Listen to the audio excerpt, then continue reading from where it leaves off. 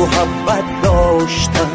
Рустам Эмомали выделил $515 тысяч на выплаты ветеранам войны. Мэр Душанбе Рустам Эмомали выделил почти $505 тысяч на выплаты работникам дорожно-эксплуатационных управлений города и ветеранам Великой Отечественной войны, сообщает пресс-служба столичной администрации. Дополнительную материальную помощь получат работники ДЭО и ветераны войны в честь 28-й годовщины государственной независимости Таджикистана. Согласно подписанному постановлению, на платежи участникам и инвалидам Великой Отечественной войны направят свыше $23,3 тысячи.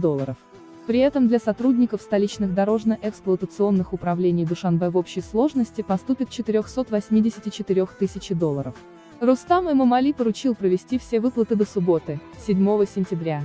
День независимости отмечается в Таджикистане 9 сентября. Дата была установлена законом о праздничных днях в 1998.